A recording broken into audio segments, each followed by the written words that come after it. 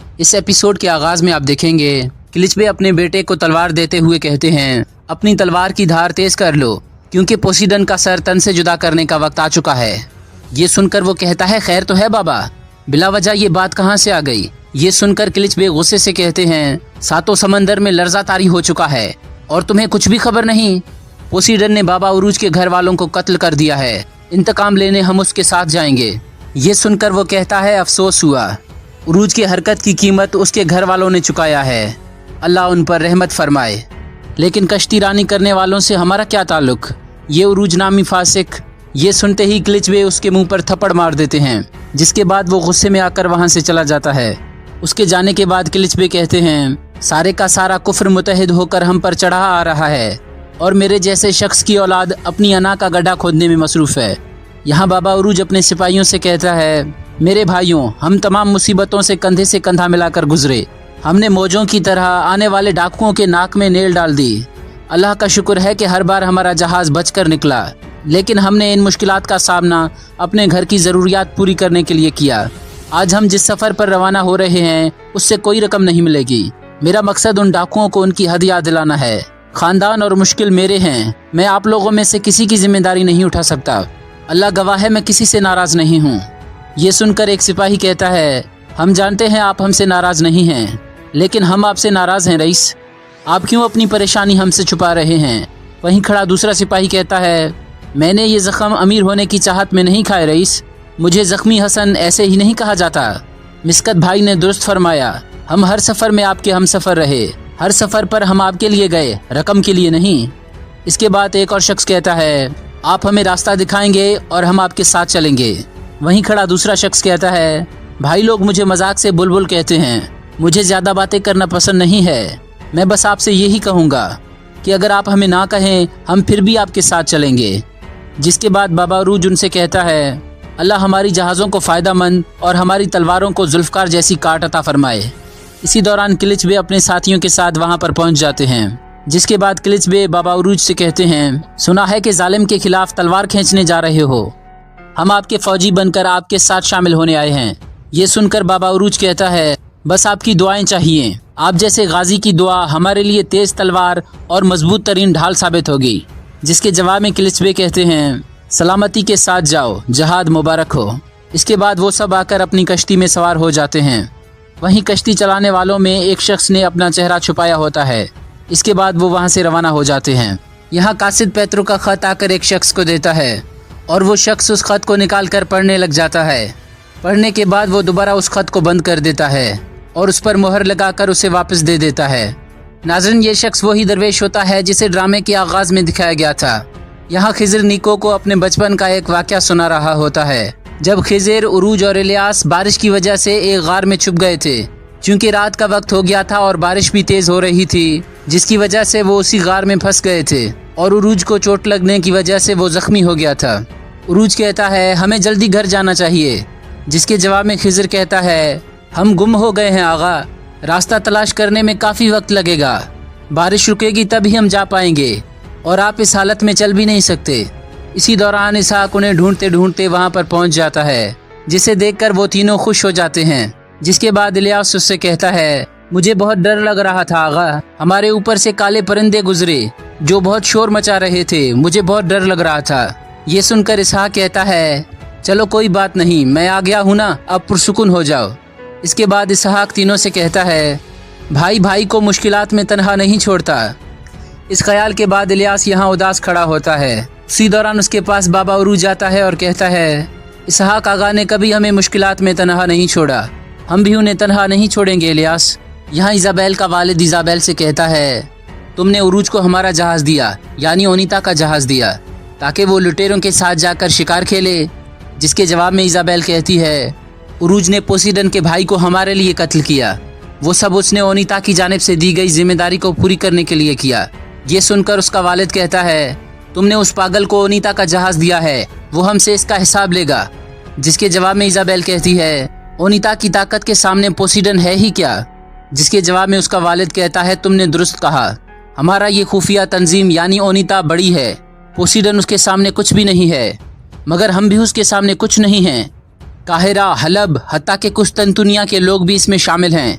इतनी बड़ी सल्तनत उस्मानिया को झुकाने वाले लोग, तुम्हें लगता है हमारा कुछ नहीं बिगाड़ सकते? ये लोग सालों से समंदर में हुकूमत कर रहे हैं। क्या तुम भूल गई हो कि इस तंजीम में शामिल होने के लिए हमने कितनी कुर्बानियाँ दी? जिसके जवाब में इजाबेल कहती है, मैं नहीं भूली। उनको राज़ी करने के लिए मैं अपने भाई की कुर्बानी नहीं भूली, और वक्त आने पर आप मुझे भी कुर्बान कर देंगे। ये कहकर वो वहाँ से चली जाती है। यहाँ कमांडर को तलाशी के दौरान जंगल में एक बोतल मिल जाती है जिसमें जवानी ने ज़ैनब को दवा दी थी। ये देखकर वो कमांडर कहता है, अच्छा तो जवानी ने उनकी मदद की। यहाँ सिकंदरिया में पेट्रो एक बच्चे से पूछता है, मैं यहाँ अयूब को तलाश करने आया हूँ। जिसके जवाब में वो बच्चा कहता है, क्या आप मेरे बाबा को जानते हैं? जिसके जवाब में पेट्रो कहता है, मैं कई साल पहले तुम्हारे बाबा से मिला था। अब मुझे यकीन है कि वो मुझे देखकर हैरान रह जाएगा। ये सुनकर वो बच्चा कहता है, मेरे बाबा शाम तक वापस आ जाएंगे। जिसके जवाब में पेट्रो कहता है, ठीक है, मुझे भी कोई जल्दी नहीं, इंतज़ार कर लेता हूँ। आखिर में पेट्रो उससे कहता है, क्या मैं तुम्हारे साथ तलवारबाजी की मशक कर सकता हूँ? जिसके बाद पेट्रो उस बच्चे को तलवारबाजी सिखाता है। यहाँ सिपाही आकर जवानी को पकड़ लेते हैं। ये देखकर जवानी कहता है, छोड़ दो, क्या कर रहे हो तुम लोग? ये सुनकर कमांडर उसे वो शीशी दिखाता है। ये देखकर जवानी कहता है, मैंने गद्दारी नहीं की, मैं वजाहत दे सकता हूँ। जिसके जवाब में कमांडर कहता है, इस चीज़ की कोई वजाहत नहीं जवानी, तुम्हें जनाब पेट्रो से गद्दारी का हिसाब देना होगा। एक करके तुम सब कुछ बताओगे। यहाँ वो बीमार बच्चा सेहतयाब हो जाता है, जिसे देखकर ज़ैनब बहुत खुश हो रही होती है। जिसके बाद वो बच्चा कहता है, मुझे भूख लगी है। ज़ैनब कहती है, मैं तुम्हारे लिए अभी कुछ तैयार करती हूँ। जिसके बाद वो बावर्ची खाने में आकर खाना तैयार करने लगती है, जहाँ पर लीना दोबारा उससे खिज़र के बारे में पूछने लगती है।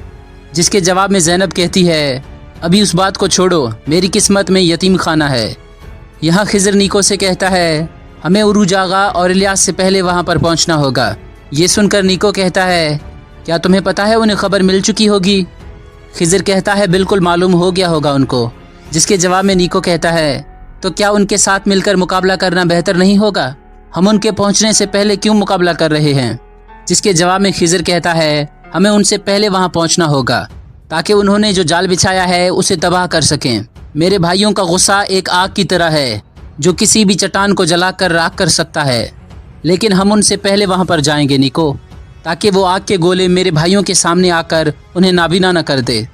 जिसके जवाब में निको कहता है, दुआ है कि ये हवा ऐसे ही चलती रहे ताकि हम बाबा उरूज के तूफान से पहले वहाँ पर पहुँच जाएं। यहाँ इलियास उरूज के पास आकर कहता है, खिज़र आगा के बारे में कोई खबर नहीं आई, अगर उन्हें कुछ हो गया तो?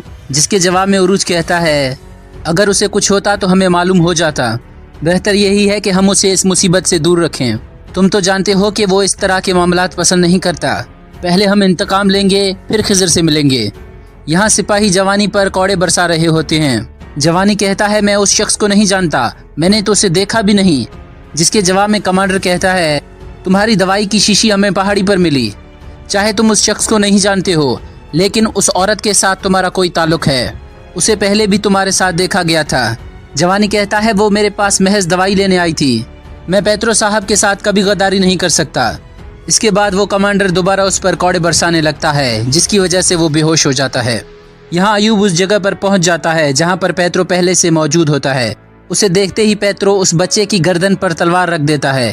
पेट्रो कहता है, मैं तुम्हें इस बार भागने नहीं दूंगा, अब तुम्हारा खेल खत्म हो चुका है। अगर तुमने कोई भी होशियारी की तो तुम्हारे बच्चे का सर कलम कर दूंगा। मैं तुमसे सिर्फ एक मर्तबा पूछूंगा, अगर तुमने जवाब दिया तो मैं यहाँ से चला जाऊंगा और तुम बाप बेटे अपनी जिंदगी जारी रखना।